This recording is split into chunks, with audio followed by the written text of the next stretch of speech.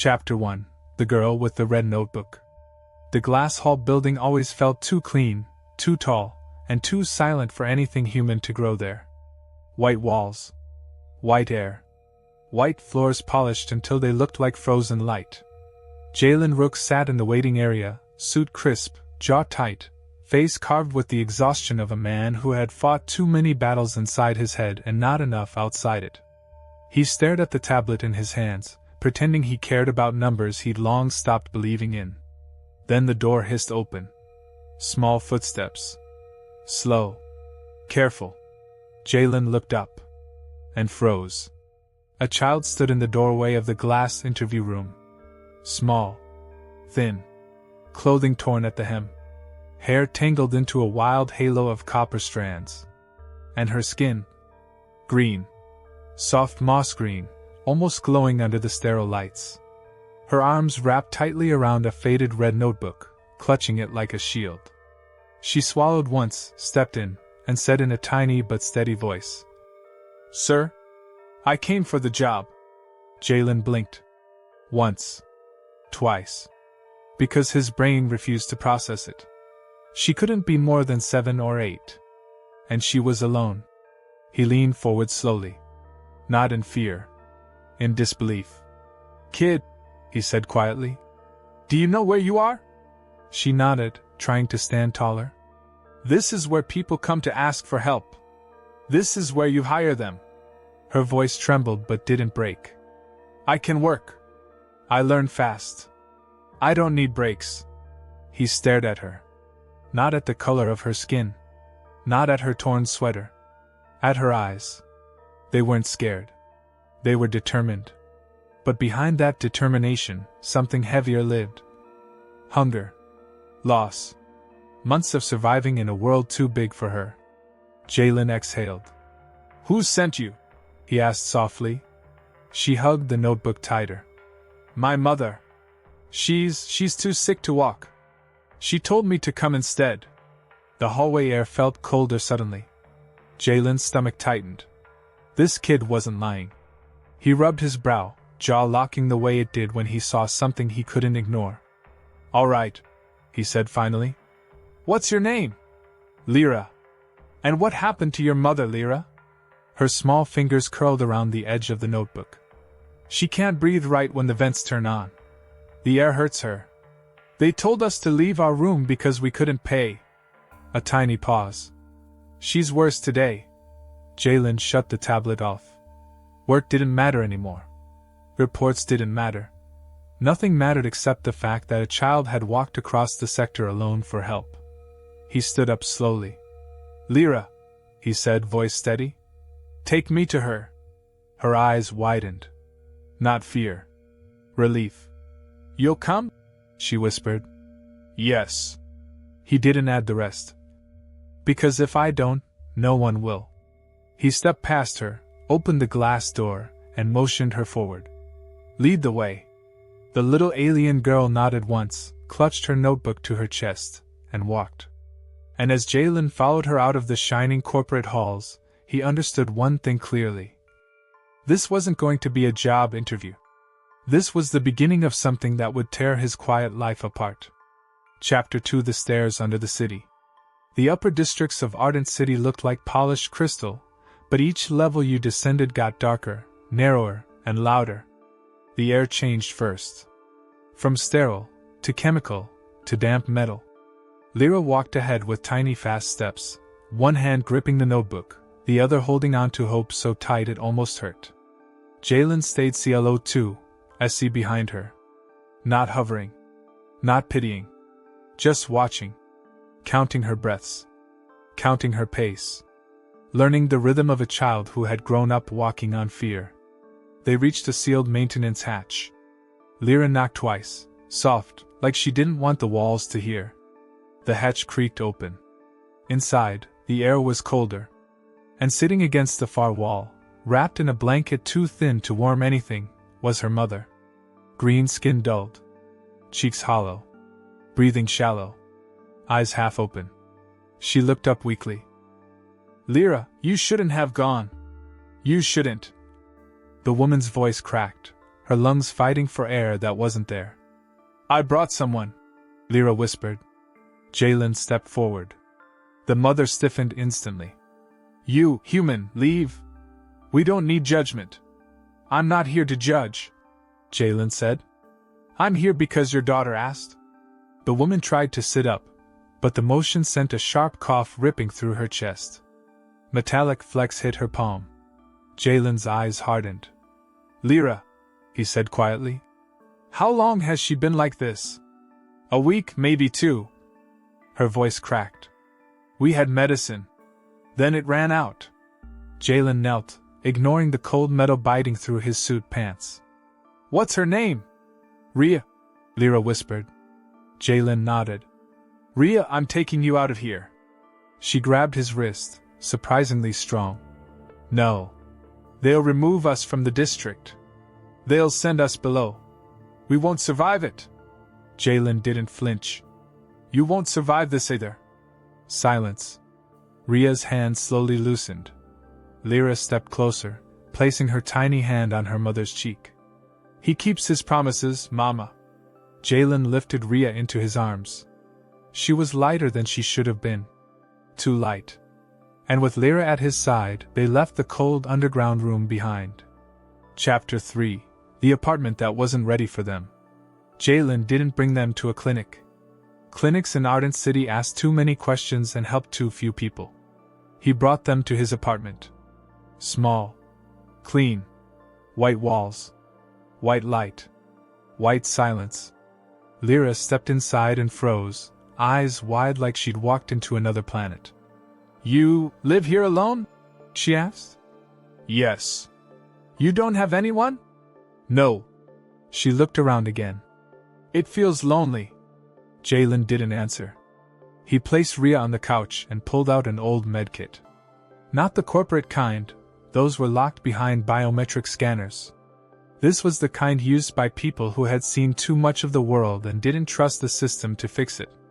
Rhea watched him through hazy eyes. "You know what you're doing?" she whispered, each word trembling. "Enough to keep you alive." He injected a stabilizer into her arm. Her breathing eased. Color returned faintly to her cheeks. She sagged against the cushions, exhausted. Lyra touched her mother's hand gently, then looked at Jalen. "Thank you?" He didn't smile. But something in his face softened. "Don't thank me yet." Chapter 4: The Notebook.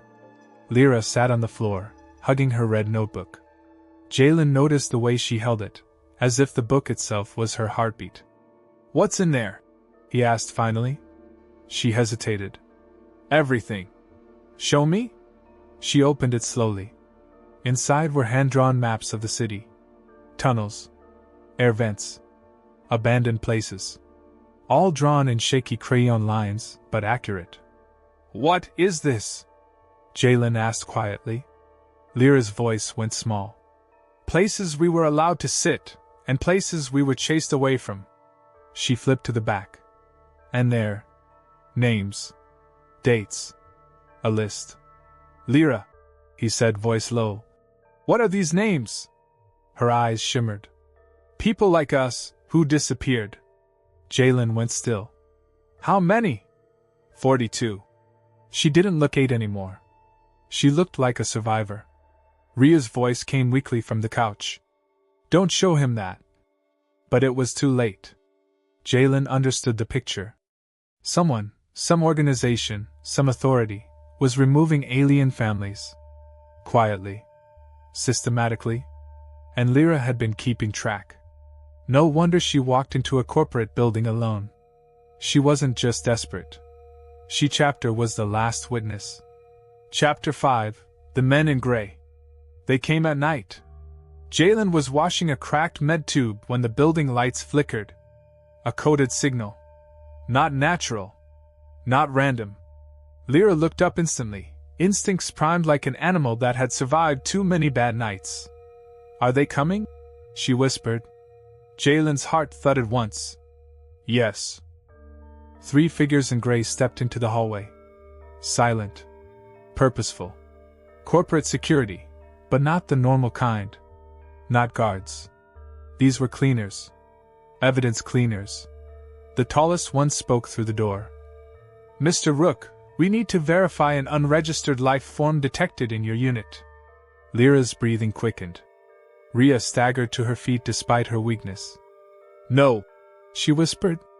No, no, no. Jalen stood in front of them. Voice calm. Eyes sharp. My unit is empty. You have false data. We received reports of unauthorized entry. Then your informant is lying. The gray men stepped closer. Lyra clutched her notebook, shaking. Jalen glanced back at her. Go. Hide behind the heater. Don't breathe loud. She vanished silently. Rhea tried to follow, but her legs buckled. Jalen caught her. The door lock beeped. The men were overriding it. Jalen moved in front of Rhea. When the door slid open, the three men stepped in like shadows. Stand aside, the leader said. Jalen didn't move. You're not entering. You are obstructing corporate safety protocol. No, Jalen replied calmly. I am blocking illegal entry. The man in gray tilted his head. You have nothing to protect. You live alone. Not anymore. His voice was low, steady, final. A pause. Then the leader smiled, a thin, cruel thing. Very well. He lifted a shock baton. Jalen's hand moved faster. Not like a civilian. Like someone trained long ago. He grabbed the baton, twisted, and slammed the man against the wall. A sharp thud echoed. The other two lunged.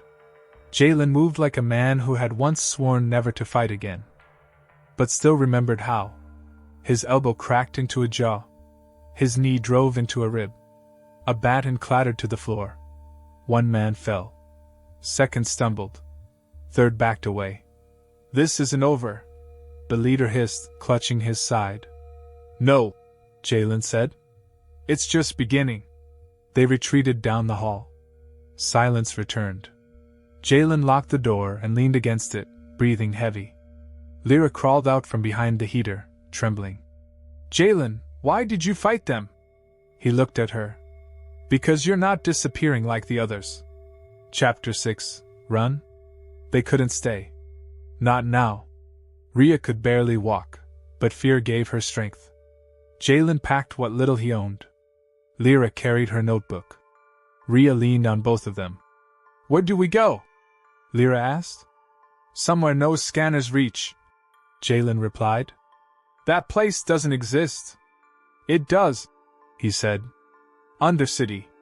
Rhea's eyes widened. Jalen, no one leaves Undercity alive. Exactly. That's why they won't follow us. Chapter 7, The City Below the City. Undercity wasn't a place. It was a wound. Steam poured from broken pipes. Dark corridors echoed with distant footsteps. Neon signs flickered like dying stars. Everywhere, forgotten people watched from shadows, humans, aliens, hybrids, souls the city had thrown away. Jalen led them to an old mechanic's bunker. A woman with metal prosthetic legs opened the door. Her eyes widened when she saw Jalen. Haven't seen you since the collapse? She growled. You said you'd never come back. I changed my mind. She looked at Rhea. Then at Lyra. Then at the bruise forming along Jalen's jaw. You brought trouble, didn't you? Yes. She stepped aside. Then get in. Chapter 8, The Final List. Inside, Lyra opened her notebook and showed the mechanic lady the names. The woman's face darkened. I know some of these people, she whispered. Half of them never reached the tunnels. What do you mean? Jalen asked. They didn't disappear.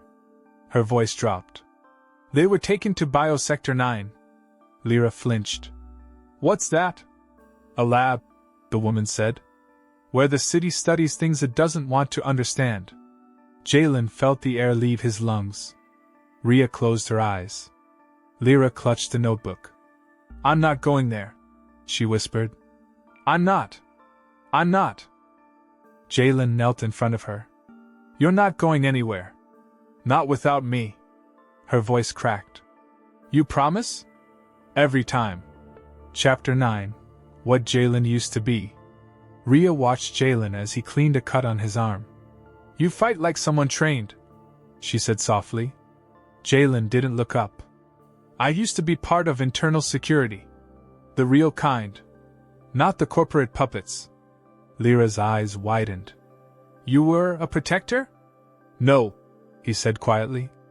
"I was the one called to clean up after disasters. And sometimes to prevent them." "So why leave?" Rhea asked. He paused. "Because I was ordered to remove a family once. A green-skinned child. And her mother. Just like you." He didn't say it out loud.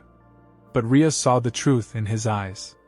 "You have a chance to fix something now," she whispered. Jalen didn't deny it. Chapter 10. Biosector 9. They didn't run anymore. They went back toward danger. Toward the place where alien families disappeared. Toward the lab. They moved through vents, old tunnels, abandoned transit lines. The closer they got, the colder the air felt. Finally, they reached a giant sealed metal door. Sector 9. Jalen's jaw tightened. "This is where it ends." He turned to Lyra. "Stay behind me. No matter what." She nodded, her hands slipping into his. Rhea stood at her daughter's back, breathing slow but steady. Jalen hacked the door. It opened with a hiss. Inside, rows of empty rooms. Broken equipment. No people. No lights. Just one thing. A giant furnace unit, still warm. Rhea's breath hitched. "They burned the records," she whispered. Lyra's hand trembled. "No, they burned." Jalen placed a hand on her shoulder. "No. Look." He pointed. A small door in the back. Still active. Still locked. Still powered. He opened it. Inside were children. Not dead. Not hurt. Just scared. Green-skinned. Blue-skinned. Gray-skinned. Alive. Hidden. Stored. Waiting to be moved. Lyra stepped inside slowly. All the kids looked at her notebook. One whispered, "You kept track of us." Lyra nodded, tears falling. "I didn't want to forget you." "You didn't," Jalen said quietly. "And now we take them home." Chapter 11. The Escape. Security swarmed the sector. Gray men. Drones. Corporate hounds. Jalen fought them. Not like a hero. Like a man who had already decided he would die if it meant these kids lived. Rhea helped the children escape through a vent tunnel. Lyra refused to leave Jalen's side. "Go!" he yelled. "No!" She grabbed a fallen baton and whacked a drone so hard it sparked. Jalen almost cursed. "You're insane! You promised!" she yelled back. He couldn't argue. Together, they fought their way out. Finally, the tunnel collapsed behind them. They escaped into the Undercity, carrying 23 children with them. Chapter 12. A New Home. It took weeks to relocate the rescued kids. Finding safe houses. Finding food. Finding a place where they would never be hunted again. The mechanic lady let them build a hidden school beneath her workshop. Jalen repaired old heaters. Rhea helped teach the younger ones. Lyra organized everything in her red notebook. Not a list of disappearances anymore. A list of names who survived. One night, Rhea leaned against Jalen. "You saved them. We saved them." Her hand found his. "You saved us too." He didn't speak. He didn't need to. Lyra curled up against them, half asleep. "Jalen? Yes? Are we safe now?" He looked at Rhea. At the other children.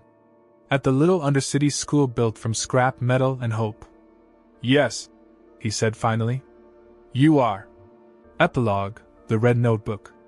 Years later, a new law passed in Ardent City. No child, human or alien, can be removed from their home without full public record and independent oversight. The proposal came from a group of Undercity reformers. One of them was a grown girl with green skin. She carried a red notebook. Full of names. Full of survivors. Full of proof. When the council asked her why she fought so hard for this law, she smiled softly. Because once, she said, I walked into a building alone, and someone chose to listen.